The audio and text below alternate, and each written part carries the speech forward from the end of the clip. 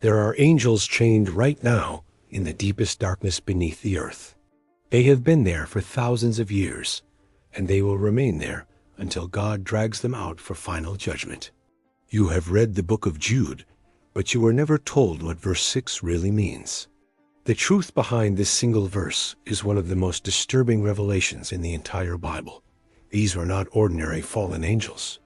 They committed a crime so severe that God did not allow them to roam free like Satan and his demons. He chained them immediately in everlasting darkness. Most Christians do not know why some fallen angels are free while others are imprisoned. The answer has been in your Bible the whole time, but almost nobody in the modern church teaches it. Today, I am going to show you exactly what Jude was talking about, what these angels did, why their punishment was unlike anything else in Scripture, and what it means for you today. Jude chapter 1 verse 6 says, "The angels who did not keep their proper domain, but left their own abode, he has reserved in everlasting chains under darkness for the judgment of the great day." Every word in this verse carries enormous weight. Jude chose his language with precision under the inspiration of the Holy Spirit. Let us break this verse apart and understand what it is truly saying. The first phrase is the angels who did not keep their proper domain. The Greek word for proper domain is arch. It means beginning, first position, or principality. These angels abandoned their original position. God created every angel with a specific rank, a specific role, and a specific realm of operation. These angels were assigned a domain in the heavenly places, and they were expected to remain within it. But they did not keep it. They chose to leave. They made a deliberate decision to abandon the position God had given them and to cross a boundary that was never meant to be crossed. The next phrase says they left their own abode. The Greek word for abode is oiketerion. This is a rare word in the New Testament. It appears only twice in all of Scripture. The second use of oiketerion is in 2 Corinthians chapter 5 verse 2, where Paul uses it to describe the heavenly body that believers will receive at the resurrection. It refers to a dwelling or habitation. These angels left their heavenly habitation. They stripped off their proper spiritual form. They abandoned the dwelling that God had assigned to them. They crossed from the heavenly realm into the earthly realm. This was not a small transgression.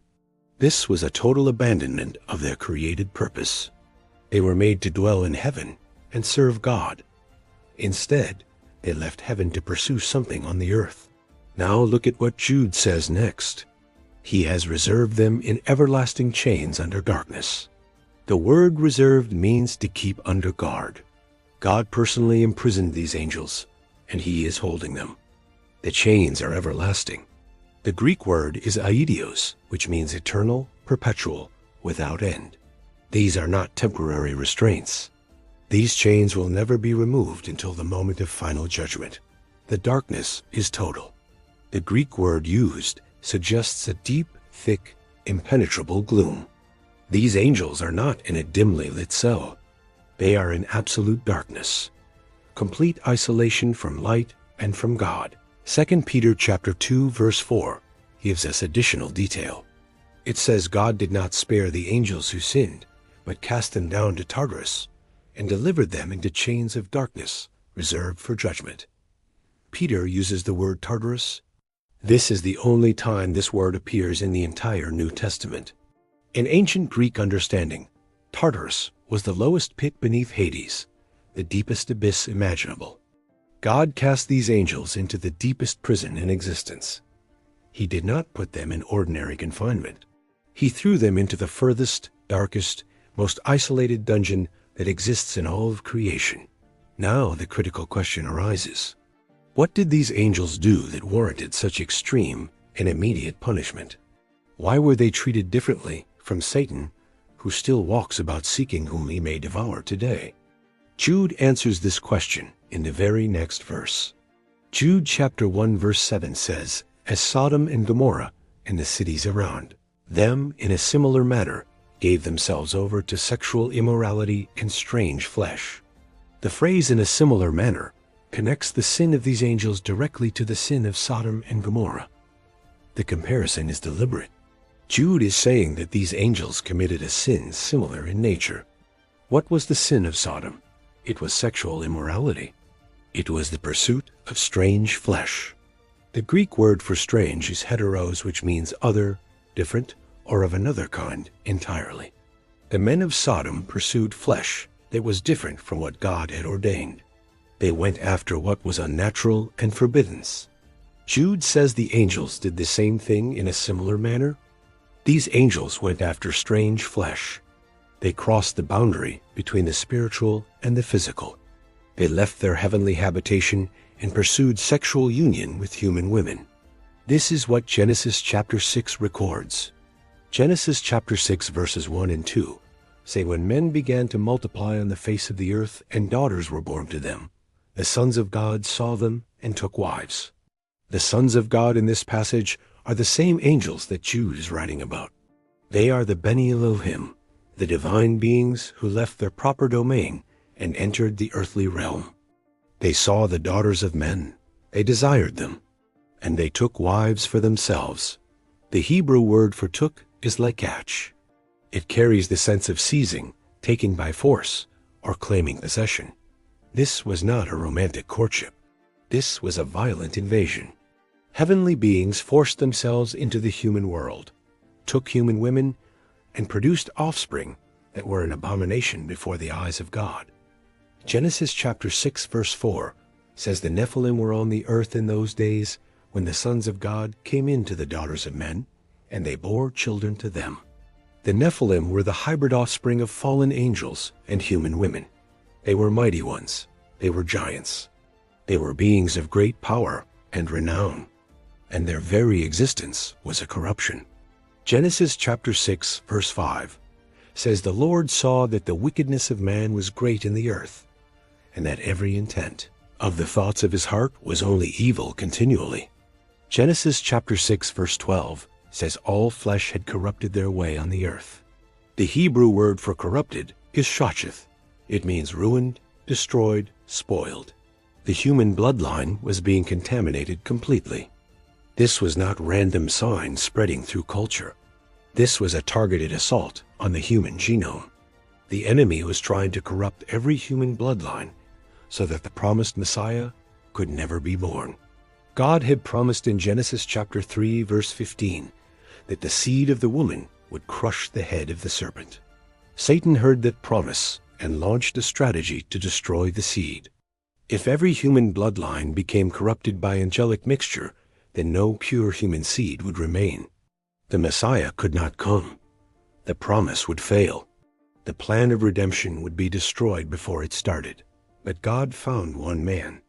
Genesis chapter 6 verse 9 says Noah was a just man, perfect in his generations. Noah walked with God.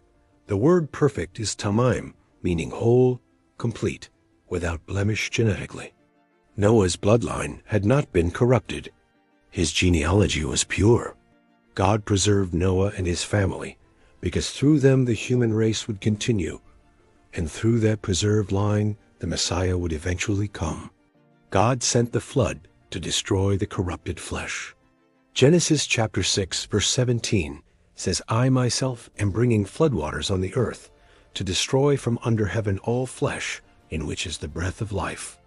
The flood was not just about punishing wickedness. It was about preserving the human race from genetic extinction. It was about protecting the messianic bloodline. It was about stopping an angelic invasion that threatened everything. And the angels who started it all were immediately imprisoned. God did not wait. He did not give them time to repent. He seized them and cast them into Tartarus in chains of everlasting darkness. This tells us something profound about the severity of their sin. Crossing the boundary between the spiritual and the physical realm for sexual purposes was a violation of the highest order in God's creation. God created boundaries. He separated light from darkness. He separated the waters above from the waters below. He separated heaven from earth. He separated the angelic kind from the human kind with clear boundaries. These angels violated the most fundamental boundaries of creation. They mixed what God had separated. They joined what God had divided. And for this they received the most severe punishment recorded in Scripture. This is why their judgment was different from Satan's. Satan rebelled against God's authority. That was terrible. But these angels violated the created order itself. They corrupted the very fabric of God's design. Satan is allowed to roam until his appointed time of judgment. But these angels were locked away immediately because their sin had immediate catastrophic consequences for the survival of the entire human race on earth. Now Jude did not write about this event merely as a history lesson. He wrote it as a warning to the church. Jude chapter 1 verse 4 says certain men had crept into the church unnoticed. These men were turning the grace of God into lewdness. They were denying the Lord Jesus Christ. They were promoting sexual immorality within the body of believers. They were crossing boundaries that God had established. Jude uses 3 examples of judgment to warn these false teachers. He mentions Israel in the wilderness, the angels who left their first estate, and Sodom and Gomorrah. All 3 crossed divine boundaries. Israel had been delivered from Egypt, but did not believe. God destroyed them in the wilderness. Numbers chapter 14 verse 29 records their judgment. Those who complained against God fell in the desert. The angels left their proper domain and went after strange flesh.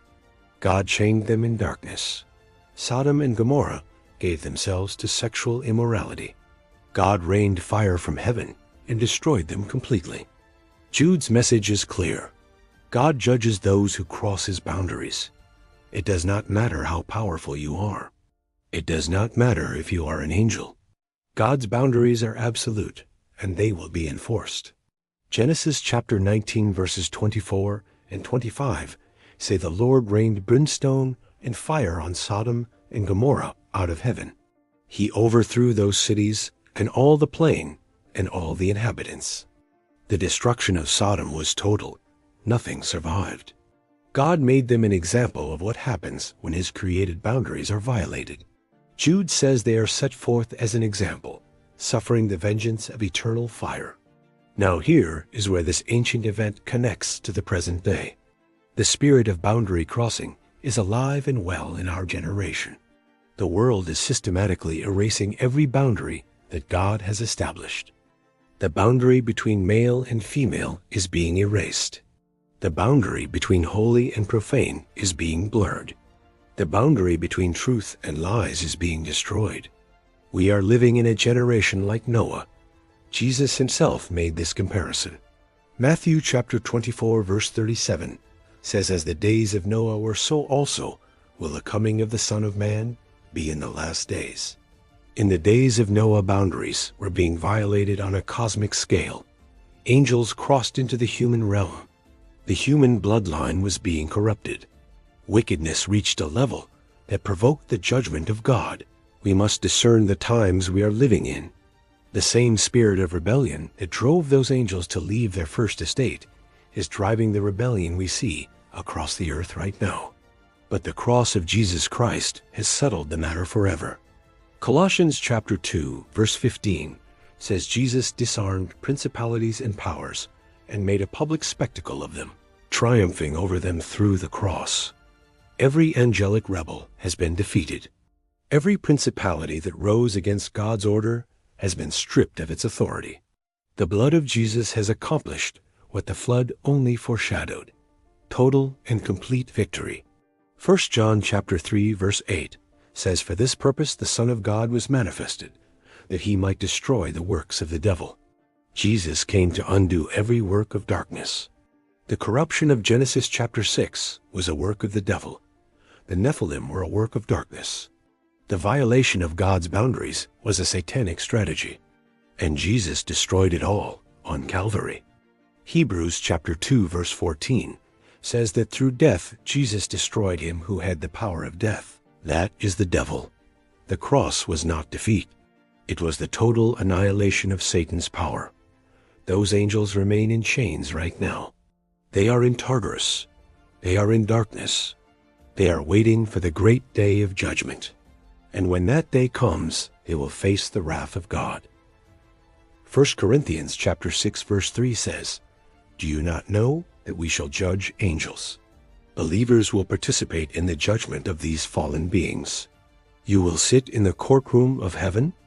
Jude chapter 1 verse 14 says Enoch prophesied the Lord comes with 10,000s of his saints to execute judgment on all the ungodly. The Lord is coming, and his judgment is certain and final. The angels who left their first estate serve as an eternal warning.